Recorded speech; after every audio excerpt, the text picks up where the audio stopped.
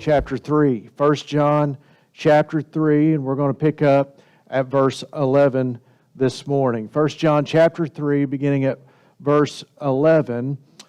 Some things can be disguised. A couple of weeks ago, we were talking and kind of joking around with each other about who would put the trim up in this office here, and several of us were sitting around the table, and we were talking about, well, I could do it, and another person said, well, I could do it too, and then someone said, well, probably all of us could do it, but it would probably look better if the other person did it, because we wouldn't need as much paint and wouldn't need as much caulk to cover up our mistakes. You can cover up a lot of things. You can cover up things with paint, with caulk, and you can even fake being nice for a while. In fact, some people even try to fake that they love people. But dear friend, I want you to know that God defines love. What is this? What is the big deal about love? Well, first of all, love comes from God, and so it is not something that you are going to be able to produce on your own. If you ask someone on the street what they know about Christianity, most likely they will mention something about love. But the only problem with how they define Christianity and how they define love is they define love by their own definition. God defines love. There are two profound statements in the book of 1 John that we keep coming back to over and over again. The first one is that God is light, and the second one is God is love. Everything in the book of 1 John revolves around these two statements. God is light, and there are those who are walking in darkness. There are those who are walking in light. And the second one is God is love. There are some that are abiding in Him and know what love is, and then there are others that are not abiding in Him and do not love. I want to remind you of something that is very, very important this morning before we go into this text, and I'll walk you through it. The false teachers had caused damage in this church, or in the churches that John is writing to, before they left the church. They were teaching false ideas about Jesus, and John even calls them antichrist. Remember in 1 John chapter 2, right there next to your text, in verse 18 and 19, John said, "Even now many antichrists have come, by which we know it is the last hour. They went out from us, but they were not of us." And then drop down to verse 26, the purpose that he gives in writing, "These things I have written to you concerning those who try to deceive you." Based on what John says in this letter, they were wrong about Jesus. Dear friend, you don't want to be wrong about Jesus. You don't want to be wrong about sin. You don't want to be wrong with how Jesus deals with sin. And you don't want to be wrong about love. This morning, I want you to see that in the previous text, in verses 4 through 10 that we looked at a couple of weeks ago, John, he dealt with this issue of sin. And he deals with how sin defines a believer and how sin defines an unbeliever. And now he moves to show how love defines a believer and how love defines an unbeliever. But he does this defining love by God's standard. I want to cut to the chase this morning. God's standard is His Son. It is all about Jesus. If there is a thesis this morning that I want you to know and that I want you to understand, is that God's people love one another. God's people love one another. And I'm not talking about a love that is manufactured on your own, but it is a love that comes from God. The first thing I want you to see this morning is a revealing character. Look at verse 11 and how John begins. He says, he reminds them of something, doesn't he? He says in verse 11, "For this is the message that you heard from the beginning." Well, let's back up just a little bit, because he had talked about how sin defines a believer and how sin defines an unbeliever. And he said there that there is two offspring, there's two descendants. Some are a child of God, and then some are a child of the devil. Look at this look at verse 10, the previous verse. "In this the children of God and the children of the devil are manifest." There is a terrible heresy out in the world, and it is this universal childhood of God. Not everyone is a child of God. You might be all created by God, but the Bible doesn't teach a universal being a child of God. A child of God is someone who has been born again. I don't want you to miss this, because if you think that Christianity is some type of self-manufactured work that you can just assimilate into being a child of God, you've got it wrong.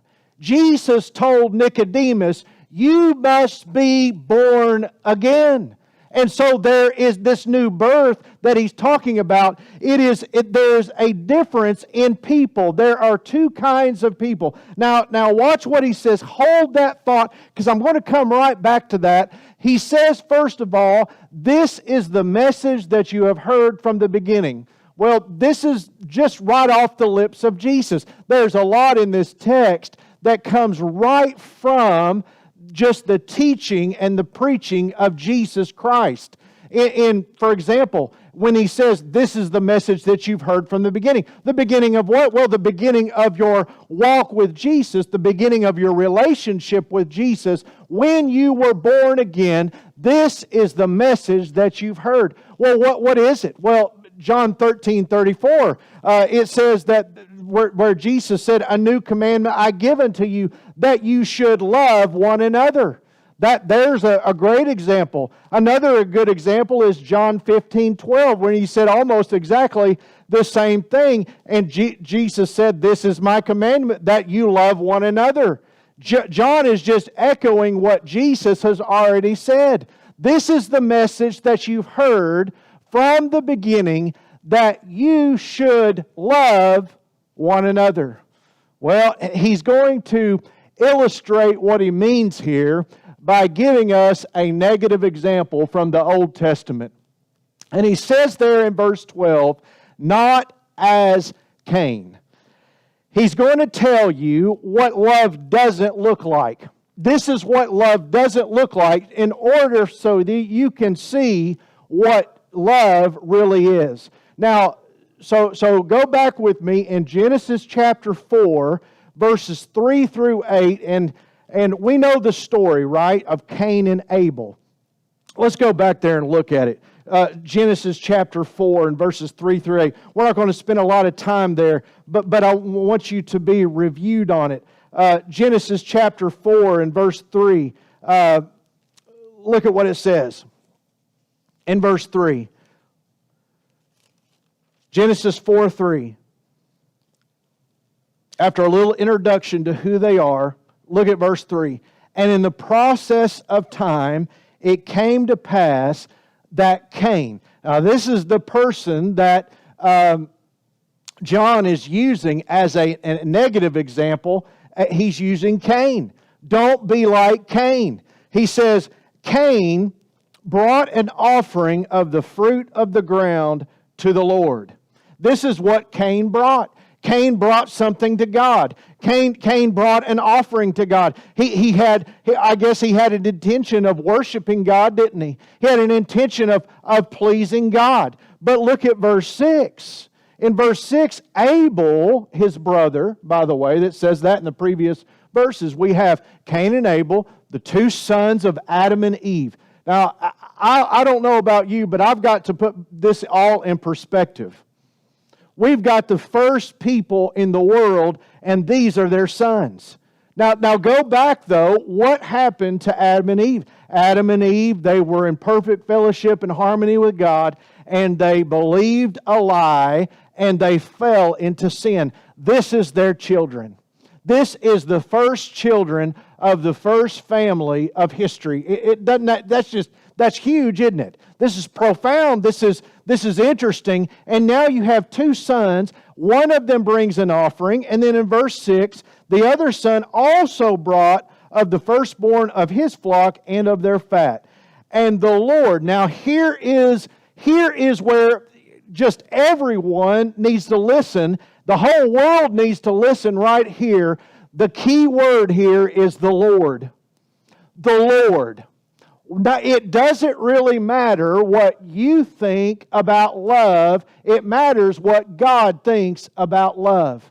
You are not going to be able to define the way that you serve God. You are going to only please God if you serve God the way that He requires Him to be served. And Cain, he tried to serve God, didn't he? He tries to bring something to God. But Abel brings something to God. And look at what it says.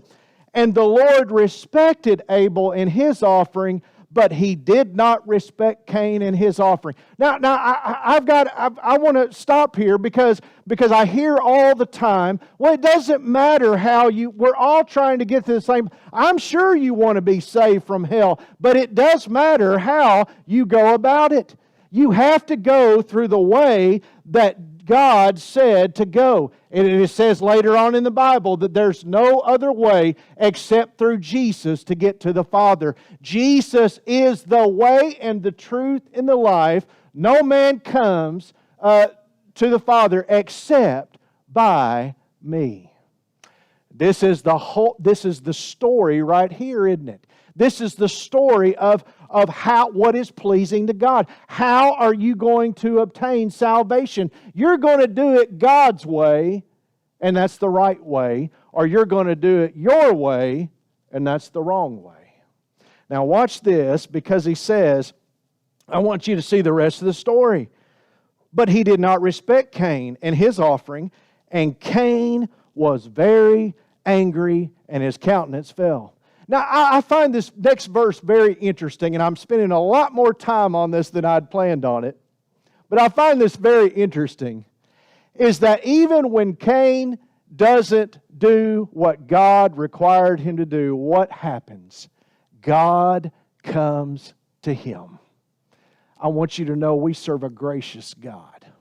We serve a God who is merciful, who is understanding. You say, well, you're up there saying all these things are so rigid, they're so harsh, and you're talking about a narrow way to come to God, when I believe that there is a broad way and there is all kinds of multiple paths to God. I'm telling you, the Bible doesn't teach that. What the Bible teaches is that you don't get to invent your way of salvation. God defines a way of salvation, and God also defines what love is. Now listen to me very carefully. He says, Cain was angry, and the Lord said to Cain, why are you angry, and why has your countenance fell? God tells him what to do to make this right. God, even when Cain does wrong, even when Cain has come by his own way, God says, you can make this right. I want you to know that whatever sin you have in your life, you can be forgiven of sin. We have a gracious God. You may have strayed, you may have drifted, you may have done things that you are ashamed of, you may have done things that you believe are unforgivable. You may look at someone else and say, they can never be forgiven, but God says something else. I am still willing to forgive them. God is a forgiving God. He comes to Cain and he says, if you do well, will you not be accepted? In other words, if you'll do what I'm asking you to do, you can find acceptance with me. And he says, and if you do not, then sin, this is key, sin is at your door. Sin is crouching at your door. Sin is lying outside your door. I want you to know this is so important, is that when you are out of fellowship with God, you are right there and you are making your abiding in sin. You are inviting sin to overwhelm you and overcome you. And that's what John has been saying. And this is what happens to Cain. Now look at it. It says, and its desire is for you, but you should rule over. In other words, the purpose, it's not your purpose to be overwhelmed by sin. God has a greater purpose for you, and it is for you to rule over sin and overcome sin. Dear friend, that comes through Jesus Christ. Look at verse 8 in the text in Genesis 4. Now Cain talked with Abel his brother, and it came to pass when they were in the field that Cain rose up against Abel his brother and killed him. I want you to know something. This revealing character, that Cain had one kind of character and Abel had a different kind of character. One was a child of God and one was a child of the devil. One was in fellowship with God and one was out of step. One was walking in the light of God and one was walking in the darkness. Cain was walking in darkness. Dear friend, here's the point, when you don't love one another, it's not a personal problem. You got a problem with God. You got a big problem with God. It's a spiritual issue. It's not a personality issue. It's not the way you were raised. It's not your background. Stop making excuses. It's a spiritual issue. The issue with Cain and Abel was a spiritual issue, and that's what John uses this in. This is what love doesn't look like. It doesn't look like the way that Cain was. And Cain had a spiritual issue because God was pleased with Abel and He was displeased with Cain. Now look at what he says there in 1 John chapter 3, verse 12. Not as Cain, who was of the wicked one, and murdered his brother. Murdered him. Now we have love on one hand and we have murder on another. And this is what John is saying, is that love is not murder. Murder is the total opposite end of it, and this is not going to cut it. This is not the standard of love. Murder won't pass. And why did Cain murder Abel? That's what John asked, doesn't he? Well, look at the answer there at the end of the verse. Because his works were evil and his brothers righteous. Well, we could start right here. First of all, is that Cain was jealous. That's the easy, simple, basic thing, isn't it? That Cain looked at Abel and he was jealous. But let's back up a little bit. Why was he jealous of Abel? Because he was angry that God was pleased with Abel and displeased with his own life. Ultimately, Cain took his anger and wrath out on his brother because he was angry at God. I'm telling you, this is a spiritual issue. This is not a personality issue. Murder in the heart, the hate, the animosity, the jealousy, all of that wrapped up in here is a spiritual issue. The second thing I want you to see this morning is this, a practical example.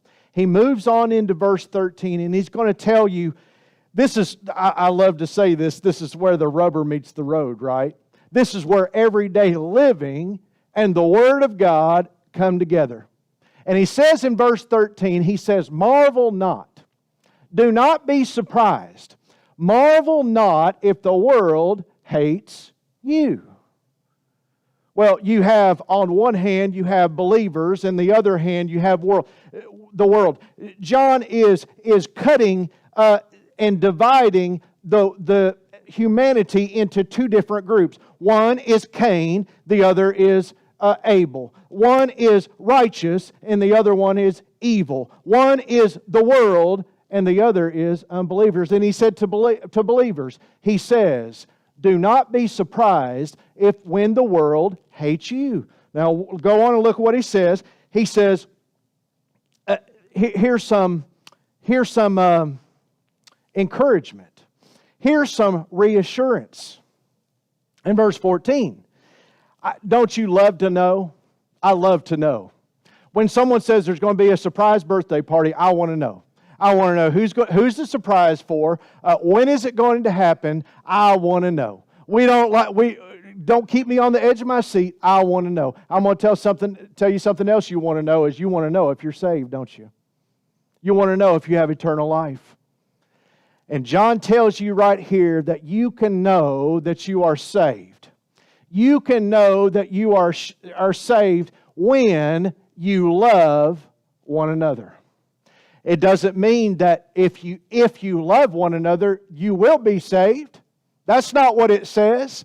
Because then that would say that if I love someone, then that is the basis for my salvation. That's not what he says. What he says, though, is this, is that you can have assurance of your salvation when you love other people. It is after the fact. It leaves open the possibility that there are some believers that are not loving as they should, but here is what they suffer.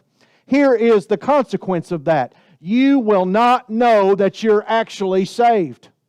You will have no assurance in your life that you're saved because you're not showing any evidence of salvation. Loving one another is evidence of your salvation. You can know. It is a reassurance that you have been saved, that you have experienced the rebirth, being born again, the rebirth, the regeneration of the Spirit. You've been born again if you're loving one another. Well, I need that. I don't know about you, but I like to know. I like to know. I like to see evidence in my life. And one of the evidences in a believer's life is if they love one another. Now look at this. He says, he who does not love his brother abides in death. Again, John cuts it into two parts, doesn't he? We have life and we have death. The one who does not love his brother is living in the sphere, in the realm of death, the realm of condemnation. Dear friend, every person in the world was already condemned. You were born lost. You were born with a sin nature. You were on your way to hell. When you were born, you were lost. You were up to the age of accountability. Let me qualify that.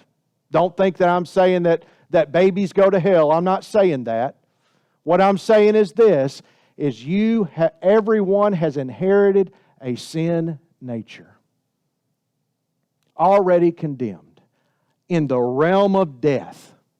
And this person who hates his brother is abiding in that realm of death. Look at this.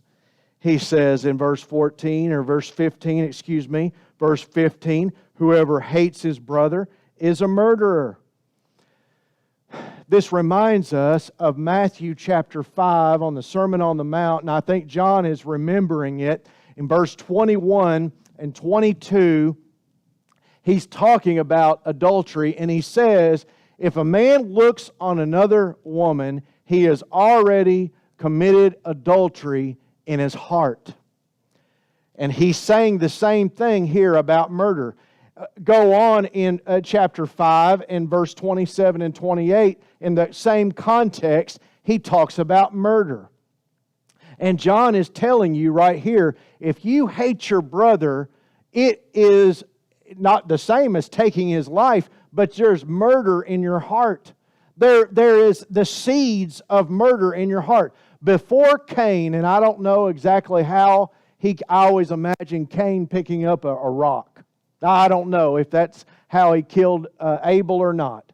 But before Cain reaches down and picks up whatever he picked up, some kind of a farming tool or a rock or whatever he used, a knife to kill Abel. Before he did that, he had the seeds of murder in his heart. He had already decided. And John says this, when you are hating your brother, you have the seeds of murder in your heart. It's much like what God told Cain, isn't it?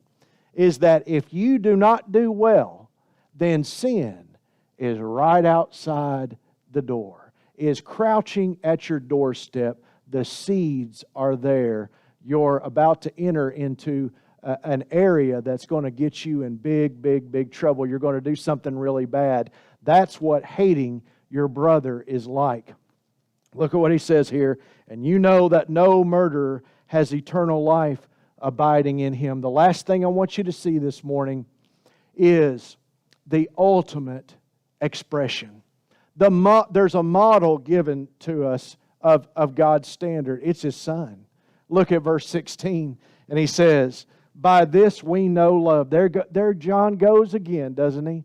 Giving us some reassurance. Giving us a way to know something. I want to know if I'm saved, and I want to know if I'm loving the other person. Well, he says, this is how you can know. Look at Jesus.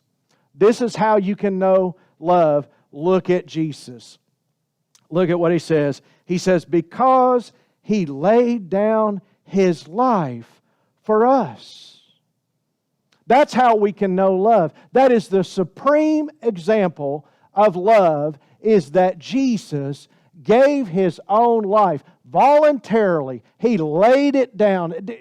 Don't be confused or in your mind. Don't get in your mind. Don't get in your head. Don't let other people get in your mind that Jesus somehow got caught up in an unfortunate sequence of events and He got falsely accused and then He was executed as someone who was really innocent. Now, that part is true, but He voluntarily gave His life for you.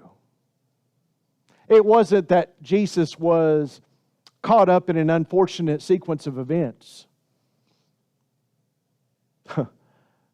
It's fortunate for me, and it's fortunate for you, that Jesus voluntarily laid down His life for you. That is the supreme example of love. Let me remind you of a couple of texts. John chapter 10 and verse 11. In John chapter 10, it's that shepherd passage, isn't it? And Jesus said in verse 11, I am the good shepherd. The good shepherd gives his life for the sheep.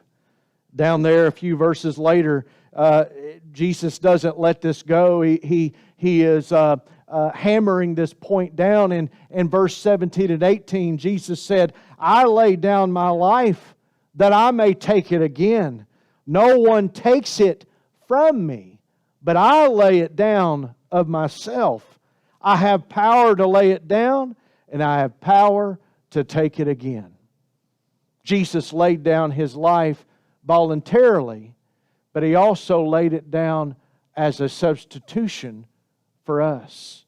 Look at John chapter 15 in verse 13, and it's much like the echo, or John is echoing John 15 in verse 13. Greater love has no man than this, than to lay down one's life for his friends. I want you to know, why did Jesus lay down His life for you?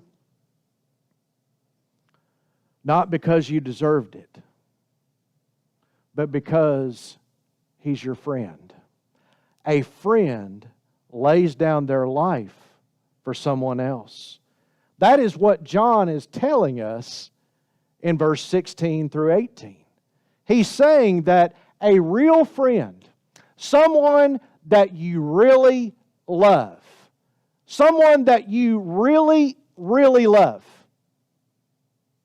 not defining love by just little smiles and giggles and shaking hands and even giving them a hug, all that superficial stuff that it's nice, but it doesn't prove your love, does it? The real proof of love is that you are willing to lay down your life for someone else. Well, 99.9% of us will never have to do that. So John gives you something that you can do.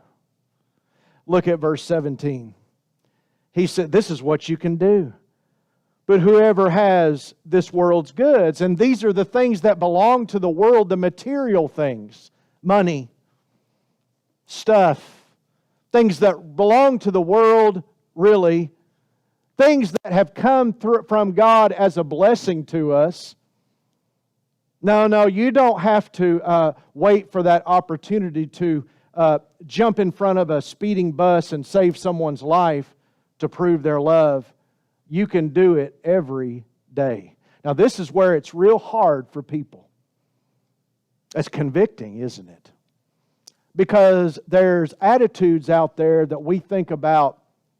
Sometimes someone mentions someone they're in need, and then someone else says, but do they deserve it?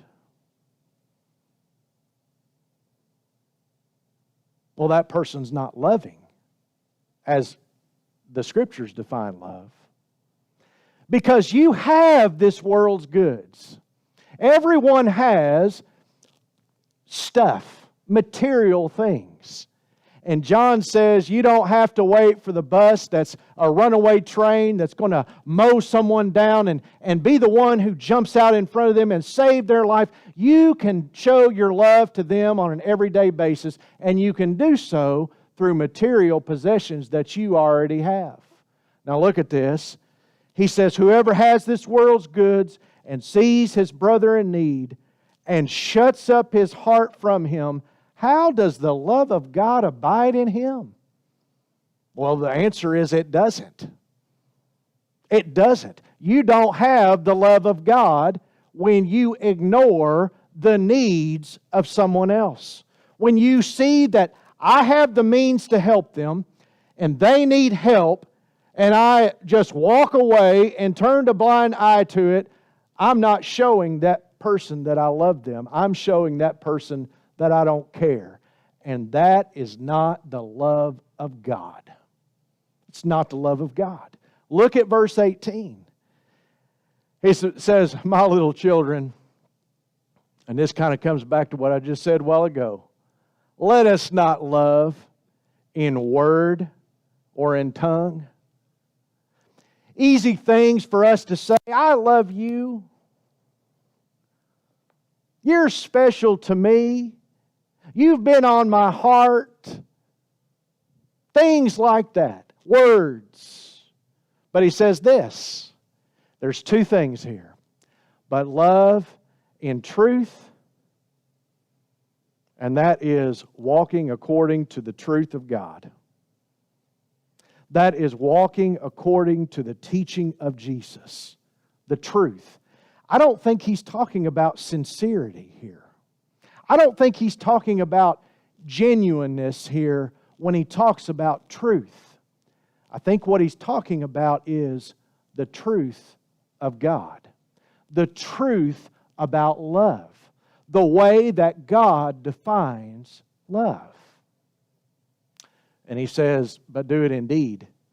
Do it in action. Take action with your love. Don't love with words, with silly, little superficial, shallow stuff. Don't tell me you love me and then say, I'm praying for you, and go on your way and ignore the need when you have means to help. We're told and we're commanded to take action indeed. Let me close with this. If you were sitting on the end of a pier, let's imagine it's a big lake, beautiful lake. Don't y'all love going to the lake? Beautiful, breathtaking. The water, the scenery. Oh, there's nothing more beautiful than Ouachita, isn't it? Look at the trees in the background and just marvel at the creation of God. Go to Greer's Ferry, go to Beaver Lake, go to any of these big lakes in Arkansas. Just astonishing beauty. Get the picture here. You're sitting on the end of a pier. Everything seems to be going okay, and then someone comes running behind you, and they pass you, and they jump in the water, and they drown. You think, why did they do that? I mean, why did they jump in the water? They drowned. They died. Oh my goodness, this is horrific. But get the picture here. It would be altogether different if you had fallen off the pier and you were drowning. And that same person, rewind the tape, comes running down the pier, jumps in the water to save your life. And in the process of saving your life, they die. But you live. Dear friend, that's exactly what Jesus did.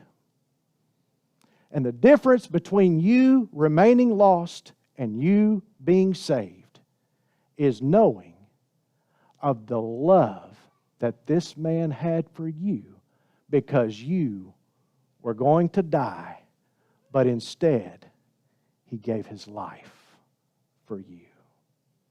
That's love. I want you to stand this morning. We're going to have a song of invitation. I invite you this morning to come. Jesus died. He didn't just die, though. He died for you. And loving someone is doing something not so you can get something in return. Listen very carefully. This is a critical part of the message. You don't do good things for people out of what you can get in return. You love, do good things for people for their benefit. That's the difference. As we sing.